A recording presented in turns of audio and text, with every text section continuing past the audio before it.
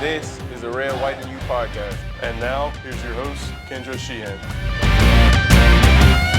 It's week 6 for college football, and things are heating up in the UAC. We have all conference matchups this week, so it's going to be a fun Saturday, no doubt. Hello, and welcome in to the Red, White, and You podcast, the official podcast of the United Athletic Conference.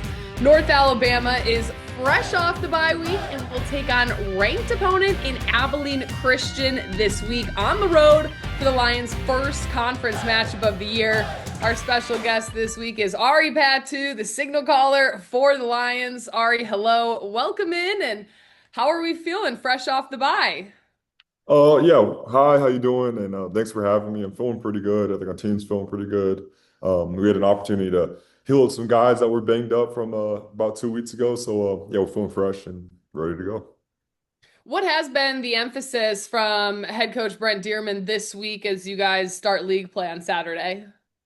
I think the emphasis, the message that we got is kind of, league play is a whole different beast than non-league play. This is not that all games don't matter, but these games matter a little bit more to us. So, just making sure we're dialing in on our preparation as individuals in the film room, but also on the field as well, and getting ready to go for Abilene. What is something that you personally have been honing in on these past 2 weeks?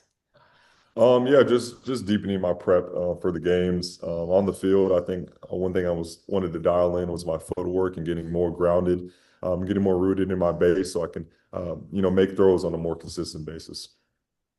Let's go back to the Illinois State game. A heartbreaker, I know, but you come in, you pass for 243 yards, 4 touchdowns through the air, and you came in the second quarter. So take me through how you had to step up in that moment and try and mount what was almost a comeback there.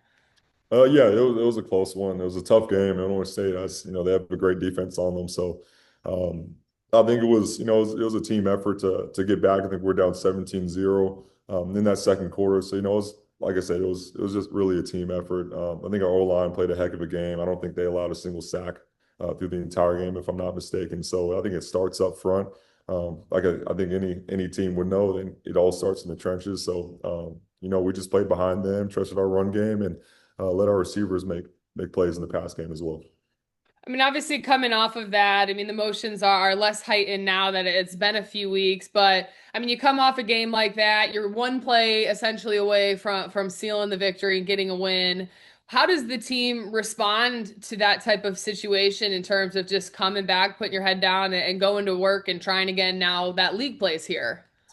Yeah, no, I think despite the loss, I think that game really solidified the confidence that we have in our offense as well as our defense. And our special teams. I just to name all three, but I think that gave us some confidence that will be helpful moving into conference play. And I think life is kind of how you react to stuff that goes on. So it was a heartbreaker at the time, but I think we have the ability to take that loss and use it as a springboard moving forward. I mean, during that game, of course, you have 2 weather delays. One of them was over an hour. That was crazy. I've never had one of those before. Well, how do you stay sharp when, you're sitting there multiple times for over an hour just waiting, praying that the rain goes away?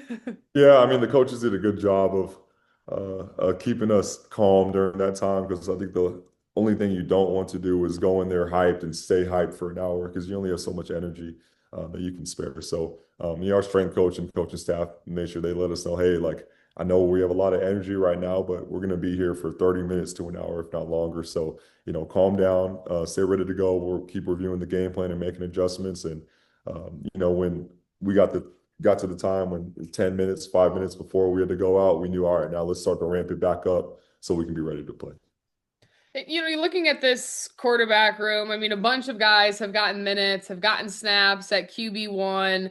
So where is that group at as a whole? And have you been given the nod as QB1 for this matchup, or where is that situation going currently?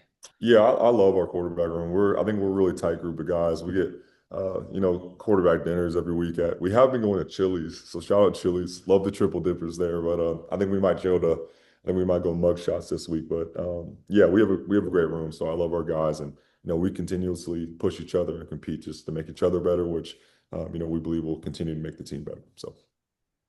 Now, for you, I mean, coming off a season-ending injury last year, you started the first three games. What exactly was that injury? And take me through kind of that rehabilitation process to get back to where you are now. Yeah, it happened last year versus Illinois State. But I just had a wrist injury as a dislocated bone in my wrist and a couple ligaments and tendons. So, yeah, we had surgery shortly thereafter the injury, and it was just on the rehab from there. It took a few months, but slowly got the range of motion back. And once we got the range of motion, then you get to strength. And yeah, you just like any injury, you kind of take it day by day and trying to stay in that moment, stay where your feet are, and I was happy to get back with the team the following offseason. What is the hardest part of going through that process, or specifically in your journey, what was the hardest part about maybe relearning some things and maybe getting back to your old style of play pre-injury? Yeah, I don't know if there's anything I would say that was extremely difficult physically, other than maybe going through rehab. I'd say the hardest part for me was probably just not being out there with the guys as much. You're still there, you're still around practice, but you're not getting the live reps with them. They're going through the same struggles that they are. So, I had to learn a different role within the team that I had been used to before, but I counted all good. So it was fun. Did that help develop your leadership style a little bit more, being sidelined and taking on that coach's role, probably watching a ton of film and things like that? Yeah, I definitely did. Like I said, it's a different role than being out there as the quarterback on the field. So I think it gave me good opportunities to get to know guys more off the field as much. I didn't feel as much pressure to watch film with my free time because I wasn't playing. So I started getting lunch with more guys or getting dinner with guys or just hanging out and kind of growing in that aspect of my role as a leader on the team. Now, did the quarterback dinners start this year? Is that something that you implemented last year? We had them last year. We just kept rolling over, and we're trying to get an NIL someplace around here. So if this goes viral, then someone please give us an NIL. But yeah, we've been doing them since I've been here at least. Was it Chili's always the go-to last year as well? It was Taco Mama last year, and then Chili's this year. Just I think we really wanted some triple dippers, so can't go wrong. And then yeah, we'll see where it goes from there. Before North Alabama, you spent 3 seasons at Stanford University. So, what made Florence, Alabama so attractive to you and why you wanted to move your home over into Alabama? Yeah, it's kind of a cliche answer, but it really did feel like home. I was able to take a visit here um, during the recruitment period, and you got to meet the receivers, the linemen, and the coaches. Also, not only just people on the football team and the athletic community, but I got to meet just random people in the community as I was going to lunch or breakfast. And I'm from California, so we'd always heard about Southern hospitality, but like I never really experienced it. I always thought it was kind of a myth in my mind, but once I got here, I realized Southern hospitality is a real thing, and the community is very welcoming and very warm. And outside of that, I love what Coach Dearman was doing on the offensive side of the ball, and I really believed in North Alabama athletics. So this is home now. Was there some moment when you got to Florence, some interaction that you had that was like, aha, Southern hospitality, yes? Yeah, it was I have one that sticks out. It was we were going to breakfast at Big Bad Breakfast is a place in town here, and the quarterback coach at the time, he had left to go to the bathroom, so I was just sitting there, and a local was kind of sitting right next to me. He just struck up a conversation, and we started talking about, I think it was like planes or something, like it was something random. But it was like we were talking for like 5 to 6 minutes.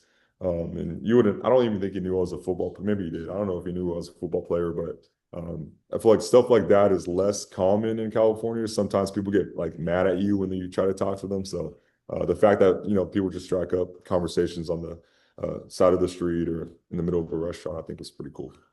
100% love that. And I mean, obviously spending a bunch of time at Stanford, 3 seasons there. What was your biggest takeaway from that experience, from those guys, from that coaching staff that you can utilize here? Yeah, I really thought would think Stanford just a special place, and One thing that I did pick up learning going from high school to college with that coaching staff was just learning how to be a pro. And I think I had some great models of some of the older guys on the team that I could look up to. One of the big ones being Tanner McKee, who's is currently a quarterback on the Eagles now. Just seeing how he went through his operations on a daily basis, how he prepared, studied, watched film, lifted, trained, and lead the guys. Was something that I think I took a lot from, getting from players, but coaches as well. And generally, the Sanford community has a lot of rock stars over there just doing some crazy stuff. So it was cool to be surrounded by that for the 3 years I was there. Well, I mean, looking at your family, you got a ton of rock stars in your family, a ton of experience Yeah. there. Your dad played football at Oregon before playing in the NFL and arena football. So, what did he teach you about the game and having that pro mentality that you want to approach the game with? Yeah, he's my hero. I learned a ton from him, and I would be remiss if I didn't mention my mom as well. She's kind of the biggest rock star in our family, but she played softball at Oregon as well, and she was a standout softball player there. So that's where they met in college. But yeah, I think having parents that were both Division I athletes was extremely beneficial to my dreams and aspirations. Wanting to be a Division I athlete as well.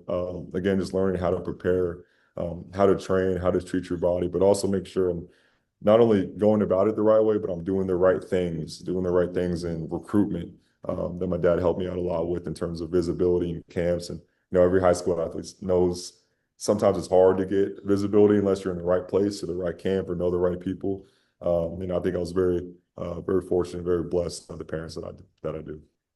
And what position did your dad play? In defensive end. Yeah, he was in the trenches, in the trenches. So, yeah, I don't know how I became a quarterback, but Yeah, so I mean, I guess he could help you in terms of what the defense is thinking, right? If you have absolutely. questions about that. Absolutely. He always did a great job of teaching me defense or teaching me what he knew about quarterback play from the defensive side. Because his whole goal as a DN is how to stop us as quarterbacks. So growing up, learning not only defensive end moves, but learning what the defensive end is thinking or what the defense schematically is thinking and how they, want to stop a quarterback, I think has been beneficial for sure. And we won't stop with your mom or your dad. How about your brother? I mean, he played Yeah. football at California Yeah. and in Arizona. So, Yeah. what was the dynamic between you two growing up? Because I'm sure it was ultra competitive.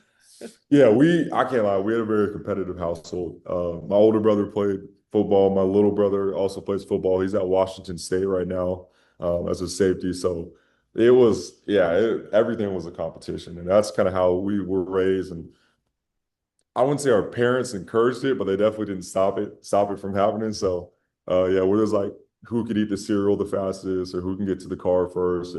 Everything somehow turned into a competition, which I love, and I think that's kind of how I live my life now. But yeah, they that dynamic with my brother was fun growing up. He played football. He plays defensive end, outside linebacker. My older brother did play. My little brother played receiver and safety. So we got a little bit of defense on their sides of the ball, but yeah, it was fun. And did you always know it's going to be quarterback? I mean, you're literally the only one in your family right now to be in that position. Yeah. Well, I started off receiver. I started playing receiver at first. And then one day we were throwing in the yard, me and my dad, and he said, you should try quarterback. And I was like, all right, bet. Like I'm in fifth grade, so why not? So I tried quarterback. I knew from then on, from that point, that quarterback was my position on offense, but I tried out defense still. And, I don't really like tackling, so quarterback it was. So yeah, I just stuck with it from there. And I mean, how could we can't forget your cousin. I mean, if we're talking about everybody, she Yeah. goes as a first round pick in the WNBA draft. That was back in 2000. So, what did you take away from her, Naomi, in terms of just competitive nature and getting there? Yeah, that's something I would say her, but also I think it's just big in Samoan culture and Polynesian culture. Is like we're big on family, but we like to compete and we like to do things to the best of our ability. So yeah, just seeing her as a role model as I was growing up and so on. I think the age gap there is a little bit bigger than obviously my siblings, but yeah, I think that was huge for me just to be able to see that growing up. Back to football and this team. What is special about this group of guys that have come together and are really trying to do something remarkable for North Alabama this year? I'd say if I could say one thing, I think this is the closest, most tight-knit team that I've been on before. I think when you asked a question earlier about how we react after a loss like Illinois State, one thing that I would note is there was no cracking or no second guessing on the team. I think we win together and we lose together. So I think just taking that type of culture and that tight-knit brotherhood onto the field, I think is going to produce good results. With that quarterback room, is it just everyone has to stay ready? You don't know who's gonna, whose number is gonna be called, and it's just, hey, we're all pushing each other, we're all holding each other accountable, and then whoever gets it, we're gonna support them regardless, obviously. Yeah, absolutely. I mean, as a quarterback, only one person plays, but everyone stays ready because injuries can happen at the snap of a finger. So, yeah, we continue to push each other and just compete. And we all prepare the same way. We all go about practice the same way. So that way, no matter whose number is called, I think everyone's going to be ready. Taking on Abilene Christian, you look at this team and the reigning UAC champs, returning several key players, but also a new guy at quarterback for them as well. What are the keys that Coach Dearman and you have found in terms of how to get past them and come out with a win? Yeah, I think there's a really talented Abilene defense. I think they're very well rounded, both in stopping the run and the pass game. So, we've been dialing in all week to make sure that we're preparing at our best so that we can play our best against them. Obviously, like you said, they're the reigning champs. So, I think this is going to be a good test for us on the road. And, I think we feel confident with our game plan going in. And all there is left to do is execute. Is there any fear in terms of just not having played last Saturday? I know you get some extra rest, but then not having that game mentality and then going right into a ranked conference opponent? No, there's no fear there. I think we're ready to go. I think the bye week can be a rest week, but it also, when you're sitting on the couch watching other teams play, you kind of get that urge, like you want to be out there with them. So, yeah, no fear there. I think we're just ready to hit the road. Was the team kind of gathering for, a football Saturday of watching games together? Or what did this weekend look like, knowing that's probably one of your very few weekends you don't have a game in the fall? Yeah, we have a lot of people that are local or semi-local, a few hours away. So a lot of people split off or went back home. Some people grouped up here if you're still here. So yeah, it was kind of a mix of both leaving but staying and watching together. Well, Ari, it was really good to talk to you. Best of luck. The Lions, they head to West Texas this week to take on the Wildcats. That is a 3 p.m. kickoff on ESPN Plus. Looking forward to a good one. Yes, man. Thank you. Appreciate it.